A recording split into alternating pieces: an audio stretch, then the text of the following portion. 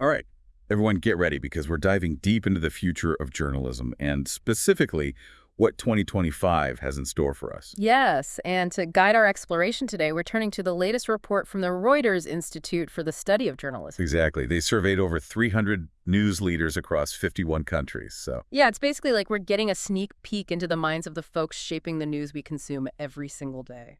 So right off the bat, are they optimistic about the future or are we like heading towards a full-blown journalistic apocalypse? Well, the report kicks off with kind of a sobering statistic. Public confidence in journalism has taken a serious nosedive, plummeting from 60% in 2022 to just 41% in 2025. Wow, that's a pretty steep drop. What's fueling that downward spiral? Well, the report highlights a couple of key factors, but one that really stands out is this increasing trend of politicians actively undermining journalism. Oh yeah, we've definitely seen examples of that. Exactly. We're talking about legal threats, even jail time in some cases, all aimed at silencing those critical voices. So basically, certain politicians are taking a page from the attack the media playbook. You got it. And what's even more concerning is that this isn't just happening in one country or region, it's happening globally. You're right. The report specifically calls out the Romanian presidential election last year. Exactly. Kalin Georgescu, a candidate in that election, used TikTok extensively to completely bypass traditional media.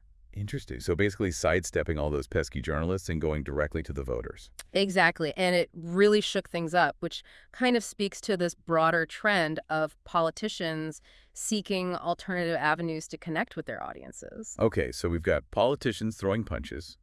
Trust is plummeting. It's a pretty bleak picture, right? It does paint a rather somber picture for journalism overall, but here's where things get a little interesting. Despite the doom and gloom, a surprising 56% of publishers remain confident about their own businesses. Oh, so it's like a journalism is dying, but my publication is thriving kind of situation. Yeah, you could say that, and they attribute this optimism to a couple of things. One is this renewed emphasis on the importance of independent journalism, particularly in these times of uncertainty. Okay, that makes sense. Well, People crave reliable information when things feel chaotic. right. And the second factor driving this optimism is a focus on adaptation and innovation, which brings us to the next big challenge facing publishers: search. Search. Didn't we already see this play out with Facebook and that whole traffic plunge fiasco? Exactly. You're spot on. Publishers are basically staring down the barrel of a potential search traffic apocalypse. Okay, I'm listening. Paint me a picture. What does this search apocalypse look like? Well, it starts with Google and their AI-powered overviews. These snippets basically summarize news articles, which potentially means fewer people clicking through to the actual publisher websites. Okay, so less traffic, less ad revenue. Yeah. I can see why they're worried. But hey, isn't this just Google being Google? You know, it's not just them. This time around, we've got new players entering the game like ChatGPT Search and Perplexity, and they're shaking things up in a big way. Oh yeah, I've heard of those. They're like the new kids on the block, right? Right, and they're not just building search engines, they're striking deals with publishers for content access. In fact, the report mentions a rumored $250 million deal between OpenAI and News Corp. Whoa, 250 million? That's a lot of dough. But what does that mean? It means OpenAI would get access to content from outlets like the Wall Street Journal and the New York Post, which they can then feed into their AI models. So it's like they're buying their way into the news game. In a sense, yes.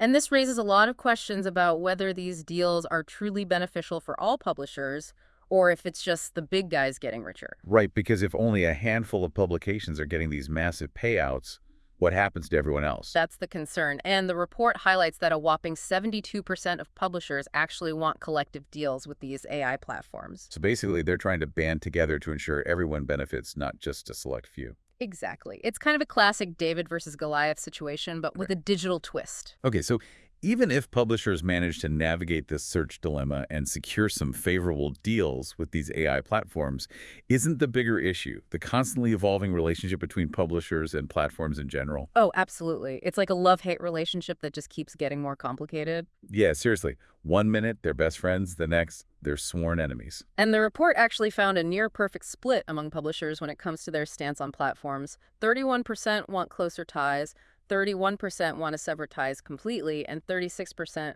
prefer the status quo. Wow, talk about a mixed bag of emotions. So Yeah. who are the hot new flings in the platform world and who's become the toxic ex?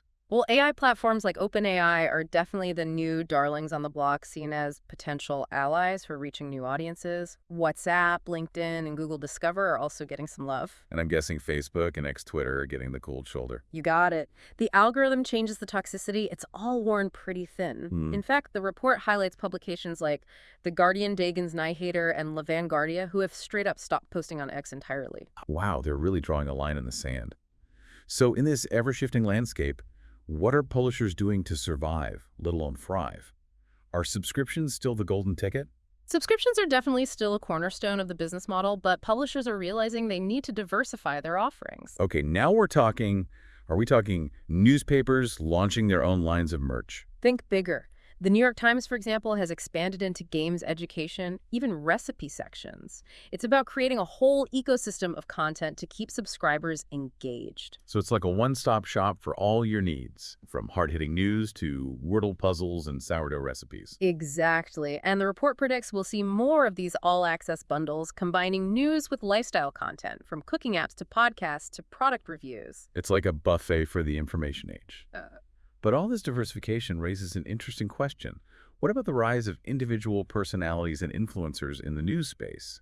Is that a threat to traditional outlets or an opportunity? You know, that's a great question, and it's one the report dives into headfirst. We're definitely seeing a shift towards more personalized news consumption, particularly in the US, where 20% of people now get their news from influencers, often on platforms like TikTok. Hold on, so you're telling me teenagers are ditching traditional news sources and getting their daily dose of current events from TikTok stars? As crazy as it sounds, yeah, that's the reality. And it's not just young audiences either. Seasoned journalists are jumping on the influencer bandwagon too. Really? Can you give me some examples? Sure, Taylor Lorenz, for example, left the Washington Post to build her own brand on Substack and through her podcast. And then there's Tucker Carlson, who went completely independent after leaving Fox News. Wow. So is this the end of journalism as we know it, or can traditional outlets actually learn something from this new ways of personalities? Well, the report revealed kind of a mixed bag of emotions on that front. Some folks are worried about a decline in journalistic rigor and a rise in misinformation, as influencer-driven news often lacks the same editorial checks and balances. Yeah, that's a valid concern. It's one thing to share your hot take on the latest celebrity gossip, but quite another to report on complex global events with accuracy and nuance. Exactly. But the report also acknowledges that influencers can connect with audiences, particularly younger ones, in a way that traditional outlets often struggle with. So it's like a double-edged sword, a potential threat, but also a potential opportunity to innovate and adapt. Right. It's about finding that sweet spot, figuring out how to leverage the power of personality while maintaining journalistic integrity. Oh, kind of about a tightrope walk. And this tension isn't just about managing existing talent, right? Newsrooms are also facing a talent war when it comes to attracting the right people with the skills needed for this rapidly evolving landscape. Absolutely. That's a major point of concern in the report. So are we all going back to school for coding boot camps? What kind of skills are we talking about here? While coding skills are always valuable, the report really emphasizes the need for data scientists, software engineers, and product designers. So it's not just about writing a captivating story anymore. It's about building engaging digital experiences, analyzing data, and navigating this whole world of AI. Exactly. And the problem is newsrooms are now competing with tech giants and startups for this talent pool. And those guys often have deeper pockets and flashier perks. That sounds like an uphill battle. And speaking of battles, can we talk about news fatigue? The world feels like a constant barrage of negativity these days.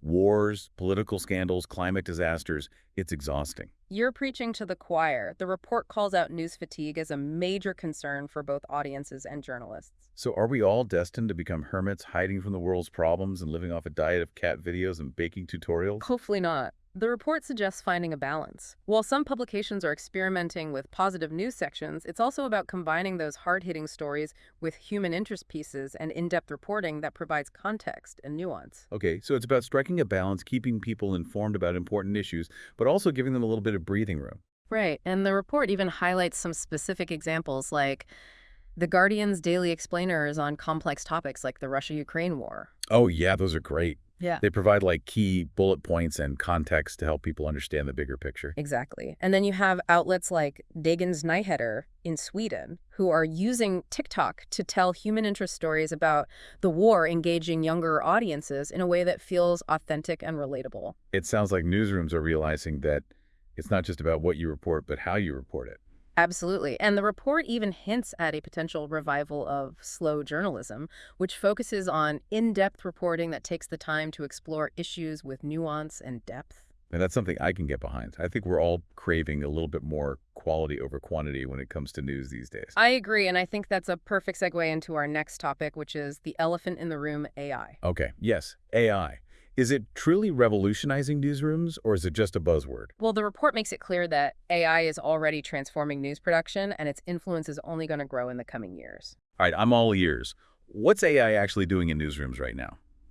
The biggest focus at the moment is on back-end automation, things like transcription tagging, even copy editing. So basically, it's like having a robot assistant working tirelessly behind the scenes to free up human journalists for more creative and impactful tasks. Exactly. But here's where things get really interesting. The report predicts a surge in audience-facing AI applications in 2025. Oh, okay, now I'm really intrigued. What kind of AI magic are we talking about here? Think AI-generated summaries of news articles, text-to-audio features that let you listen to articles on the go, and even chatbots trained on news archives that you can interact with. Whoa, it's like having a personalized news assistant at your fingertips. And the report suggests all of this might be closer than we think. But that's a conversation for the next part of our deep dive. Welcome back to our exploration of journalism's future in 2025. As we just discussed, the AI revolution is already reshaping how news is produced and consumed, and the report hints that things are about to get even more transformative. Yeah, my mind is still buzzing from the idea of having AI assistants summarizing news articles and even reading them aloud. Yeah. What else does this grave new world of AI-driven journalism have in store for us? Well, one of the most intriguing developments highlighted in the report is the rise of what they call conversational interfaces. Conversational interface. Okay, Yeah. I'm all ears. It's basically about making the news more interactive, almost like having a back and forth with your news source. That's a cool concept. Can you give me like a real-world example of what that might look like? Sure. Let's say you're reading an article about the latest climate change report. Instead of just passively absorbing the information, imagine being able to actually engage with the article, like asking clarifying questions or getting definitions of complex terms. Just like having a personalized tutor walking me through the news. I like it. Yeah, But wouldn't that require some serious AI capabilities? absolutely. And the report points out that this technology is already being used. Remember Time Magazine's Person of the Year feature on Donald Trump? Yeah, I remember that one. It was pretty groundbreaking. Well, they actually used a conversational interface to let readers have a virtual conversation with the article, asking questions and getting personalized responses. That's amazing. It really blurs the lines between passive reading and active engagement. But as much as I love the idea of like chatting with my news, it also makes me wonder about the potential downsides. What about the ethical implications of all this AI? You're right to raise that concern. The report acknowledges that as AI becomes more sophisticated, we need to tread carefully. Transparency is a big one. How do we know when we're interacting with a human versus an AI? And how do we make sure that AI-generated content is clearly labeled? Yeah, that's crucial. If we're going to trust the news we consume, we need to know where it's coming from and who or what created it. Exactly. And then there's the question of bias. AI algorithms are trained on data, and if that data reflects existing biases, the AI's output will be biased as well. Right, garbage in, garbage out, as they say. That's a major concern when we're talking about something as important as news and information. Absolutely. So it's not just about the technology itself. It's about how we develop and use it responsibly, making sure it aligns with ethical principles and journalistic standards. It's like a two-pronged challenge. Mm-hmm. We need to ensure the AI is both technically sound and ethically sound. But even if we get the ethics right, aren't there also practical challenges to overcome? Oh, definitely. Developing these sophisticated AI systems requires massive investment, research and development, specialized expertise, and a whole lot of computing power. Sounds like a pretty expensive endeavor. And even if news organizations can foot the bill, will people actually embrace these new ways of interacting with news? That's another big hurdle: user adoption. People need to feel comfortable interacting with AI, and they need to trust that it's providing accurate and reliable information. Yeah, especially when it comes to something as sensitive as news. I Yeah. can see why people might be hesitant to trust anything that feels artificial or manipulative. Exactly. So there are a lot of factors at play. But putting conversational interfaces aside for a moment, are there other ways AI is poised to impact journalism? Well, the report also talks about the rise of intelligent agents, which sound pretty futuristic. They do sound futuristic, right? Think of them like super-powered digital assistants, kind of like a personal secretary who can schedule appointments, book travel, even conduct research. It's like having a mini-me who takes care of all the boring stuff so I can focus on the things I actually enjoy. Mm. But how would these intelligent agents change the way we consume news? Imagine this. You tell your agent you're interested in the latest developments in artificial intelligence, and the agent then scours the web for you, sifting through news articles, social media posts, research papers, even podcasts to curate a personalized newsfeed. That's incredible. It basically takes all the work out of staying informed. But wouldn't that just create echo chambers where people are only exposed to information that confirms their existing beliefs? That's a valid concern. But the report suggests that these intelligent agents could actually be designed to promote diverse perspectives. Oh, so instead of just showing me more of what I already agree with, they could actually expose me to different viewpoints and challenge my assumptions. Exactly. The key is in the programming. These agents could be designed to highlight opposing views and help users break out of those echo chambers. Now that's an AI I can get behind. But as fascinating as all this AI talk is, I'm also curious about the implications for traditional news organizations. Yeah. Are they going to become obsolete in this brave new world of personalized news feeds and robot reporters? That's a really big question, and the report offers some insightful perspectives on that. While some fear that publishers might get squeezed out, others see this as an opportunity to adapt and evolve. So it's not necessarily a death sentence for traditional journalism. Not at all. The report suggests that publishers need to focus on what AI can't replicate, things like human connection, in-depth reporting, and original investigative journalism. So basically double down on the things that make human journalists unique and valuable. Right. It's about providing content that goes beyond the surface level, offering analysis, context, and perspectives that algorithms can't quite grasp. In a world drowning in information, it's the human touch that will set quality journalism apart. But couldn't AI also be used as a tool to enhance the work of human journalists? Absolutely. The report suggests that publishers can actually leverage AI to personalize the news experience for their readers, just like those intelligent agents we talked about. So instead of seeing AI as a threat, they can actually use it to create a more engaging and tailored experience for their audience. Exactly. They can also use AI for things like fact-checking content moderation, even identifying trending topics.